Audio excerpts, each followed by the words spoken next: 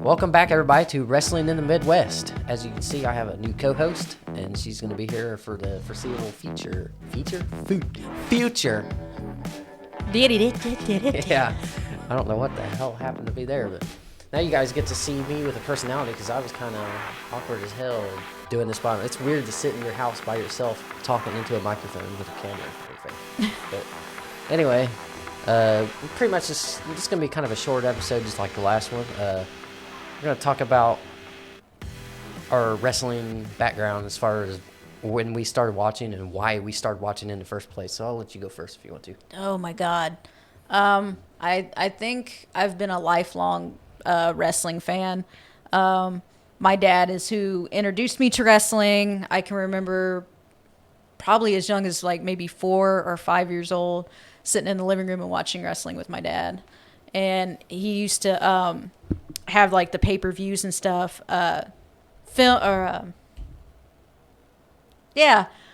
taped on a VHS tape. Yeah, that's the word I was looking for. You're dating yourself there. Yeah, so, lifelong wrestling fan. Grew up through the Attitude Era, the Ruthless Aggression era. Now that I'm getting older, I haven't watched it as much, but my love for wrestling is still there. Absolutely. So for me, I feel like this is like an AA meeting or some shit. We're confessing. Hi, my name's Allie, and I'm a wrestling addict. Hi, Allie. But so I started out. I don't even know exactly when, but it was like definitely Ruthless Aggression era. Just because when I was born in '98, didn't start watching until probably I'd say maybe 5 years old. So it would have been 2003.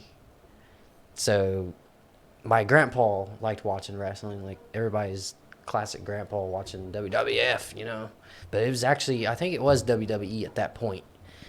But he watched it all the time, and my biggest reason for watching it was anytime he'd go in and watch SmackDown, which a lot of times I'd spend the night on a weekend because, you know, school and shit. But he would watch SmackDown or whatever, and The Undertaker would be on there. So every time I'd go there on a Friday, sometimes I'd go on a Monday too during the summer. And obviously back then, just like it is now, there was a brand split, so the same superstars went on the other show. Yeah. So if I was there on a Monday, I'd be like, hey, is The Undertaker going to be on? I was always asking my grandpa, is The Undertaker going to be on here? And he would always be like, I don't know. Because he's like, just shut up, boy, and watch, you know? But Undertaker is definitely my favorite, and it's fitting now that he's going to be inducted into the WWE Hall of Fame here shortly. And I stand by my statement that I'd made earlier when we were talking that this year for Hall of Fame, he literally should just be the only one. Absolutely. Like, nobody else. Just solely make this Hall of Fame about The Undertaker, because that is a lifelong, legendary career. Nobody can touch it. Have you heard what the Hall of Fame is going to be actually this year? No. So since WrestleMania is on Saturday and Sunday, they don't have, and Friday's now live on Friday. SmackDown's live on Friday now. So they don't really have a day on the weekend to do Hall of Fame like they used to, because it used to be on Saturday before. But instead, what they're going to do is they're going to have a SmackDown and Hall of Fame in between. So it's going to be on live on TV, which is kind of cool, I think. I'm so used to it being right after WrestleMania, and that's when they would have the Hall of Fame. Right before, usually. You mean? Or yeah, right before. Yeah, the Saturday before, yeah. But yeah, it was. I love the Hall of Fame. When I was a kid, I didn't really give a shit about it. I say kid because I was in high school when I really started watching every week. Like 2013, the Authority era, when that started with Daniel Bryan and the WWE Championship and all that. That's when I really started watching. I got emotionally invested in that shit. When they were, I don't know if you were watching full time at that point, but I think that's when I started to go off and on. Yeah. So they were making Big Show like knock people out against his will, and he was the storyline at that point was Big Show made some dumb investments and he was like broke, So they were using that against him to make him do this shit because they knew if they fired him, he was screwed financially, which obviously is not even close to being true in real life, but because they're millionaires. But Big Show, it brought Big Show to the point of crying because he didn't want to do this shit. They made him knock out Dusty Rhodes, shit like Aw. that. So it was pretty dramatic too because he knocked him out, but then caught him and just slowly helped him to the ground because he's knocked the fuck out, and he was crying. So yeah, it was fucked up, and I got like emotional about that shit. I was pissed. Oh God, I think for me, being emotionally invested in storylines didn't come until Attitude Era. Because when I started watching wrestling with my dad, it was probably right there at the end of that golden era. Because you know you had like Doink the Clown, Shawn Michaels, The Undertaker was there, and all that. But like the Attitude Era. Oh my God, there was some storylines that my little kid heart was just 100% in it. Mm-hmm. And then now that I'm older, I realized there was also a lot of weird storylines. Oh yeah. Like, so I have Peacock at home, so I can go back and watch all the old school wrestling. $9.99. Yes, for $9.99. Sorry about that. Had to.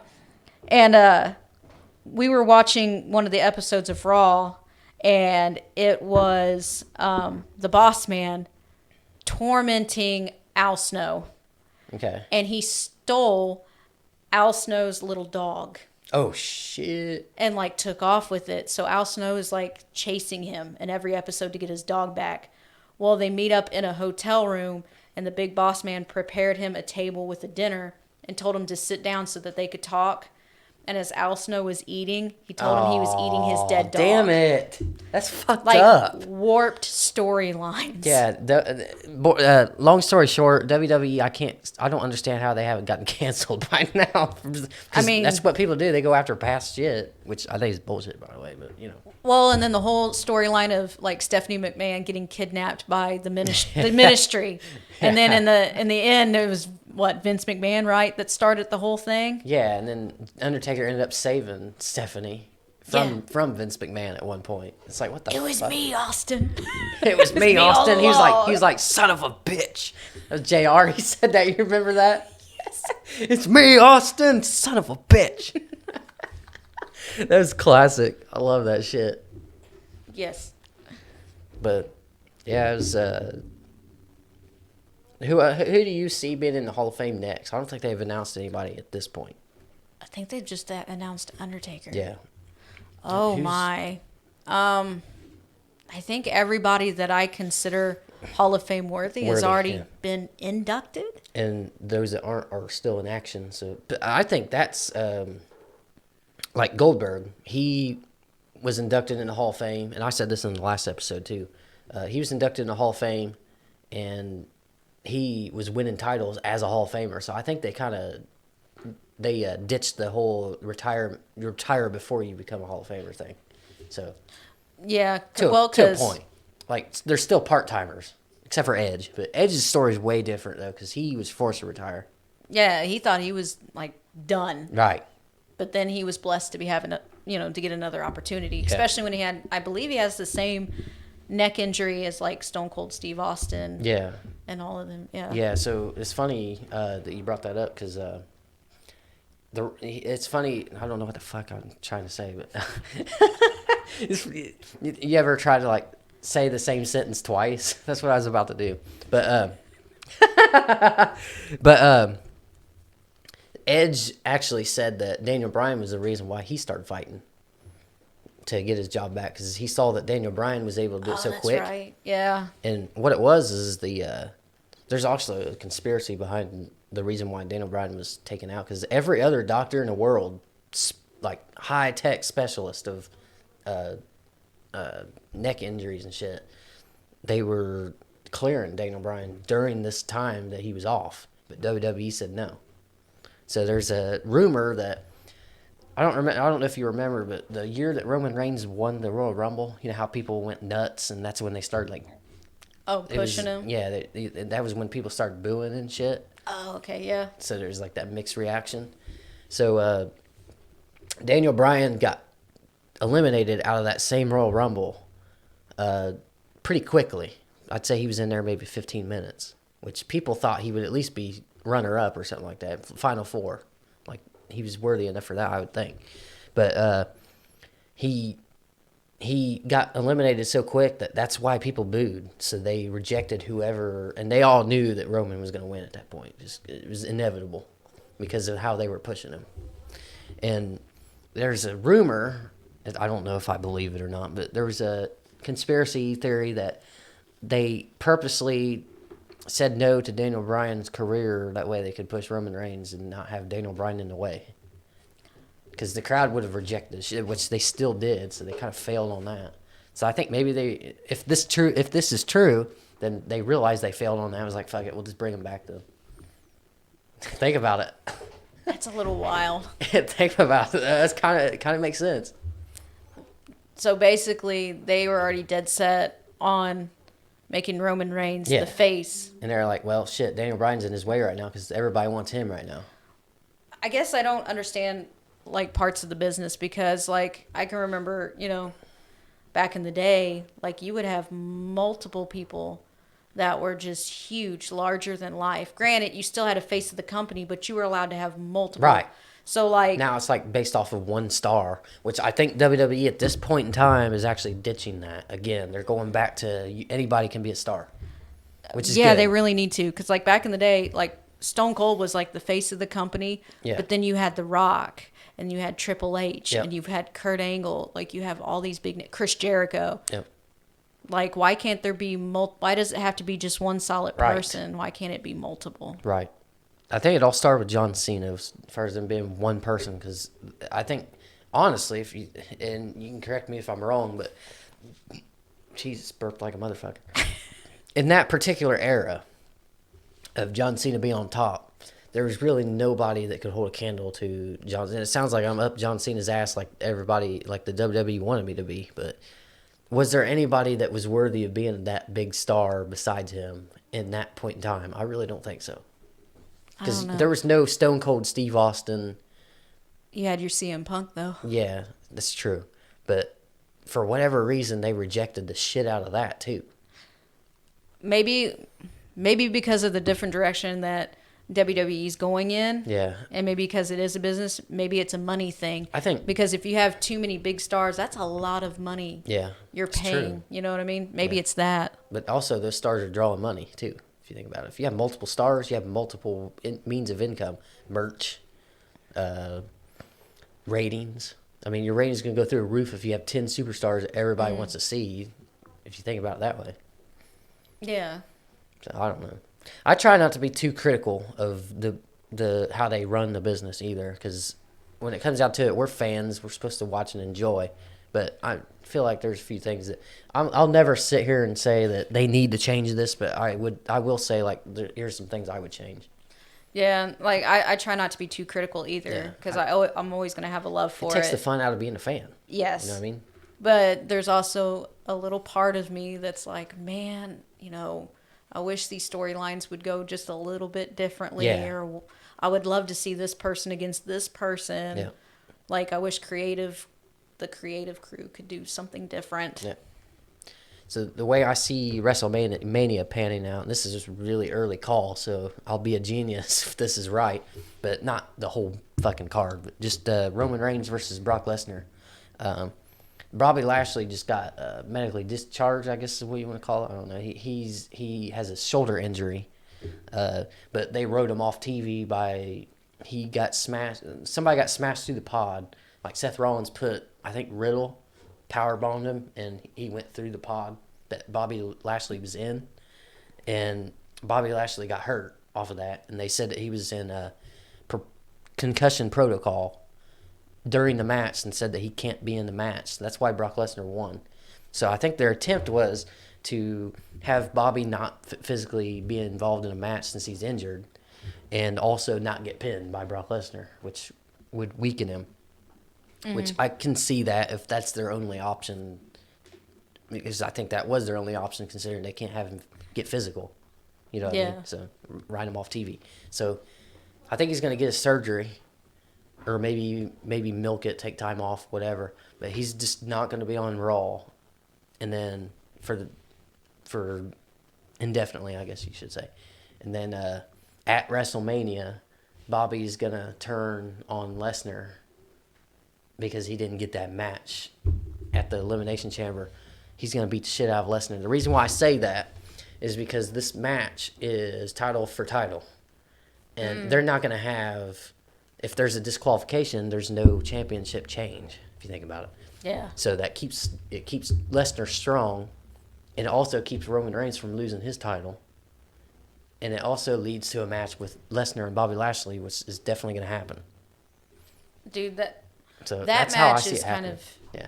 got my interest because you've got two Yeah. powerhouses. They actually had a match at the Royal Rumble, and it was a pretty good match. So maybe I'll show you that before you get out of here. But Brock was suplexing him. The way they've been building Lashley is a lot like Lesnar, where he gets up a lot faster than most people do. Yeah.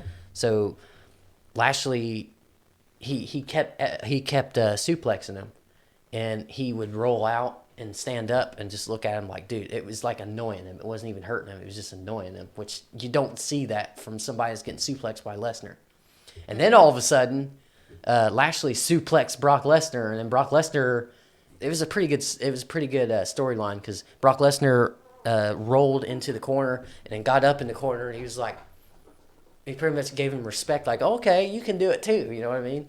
So, and Reigns ended up coming in, and that's when Paul Heyman turned back on Roman Reigns, Of course. and he hit him with the title, and then Bobby Lashley pinned Lesnar.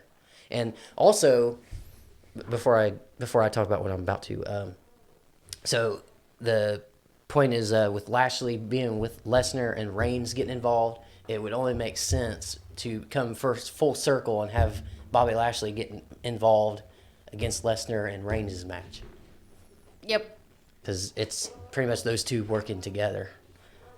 But what I was getting ready to say is there's really no.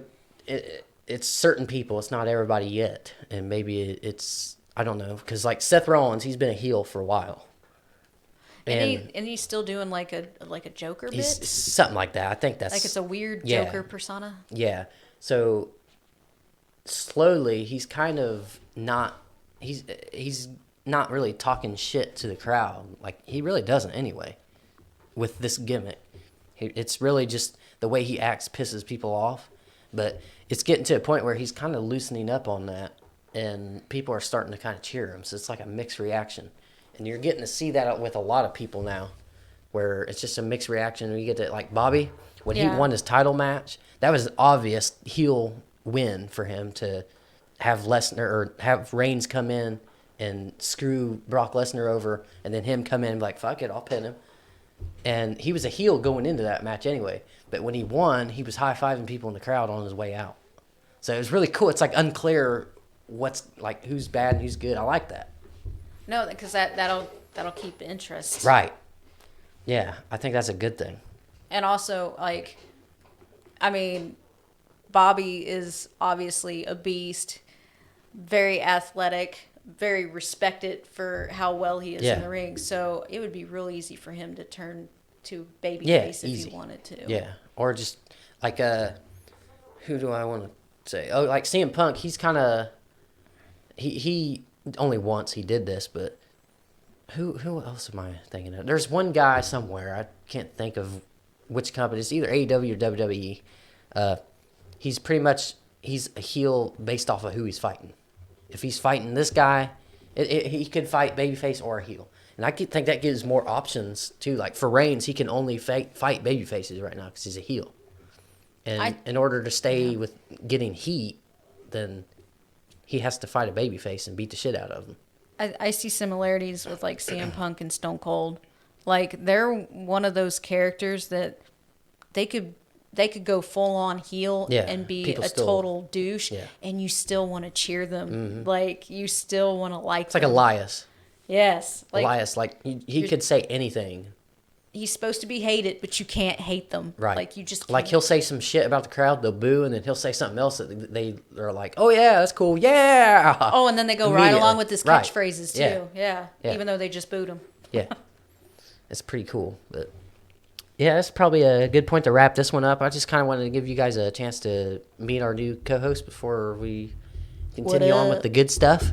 And then next week we'll be back to business as usual, which I don't even know what that is yet because we just started the shit. But so just so you're aware, the way I have this planned is before and after pay-per-views, I'll have a show before. These are always come Okay. out. These always come out on Friday. So the episode before pay-per-view will be our predictions, and then the one after will review the pay-per-view.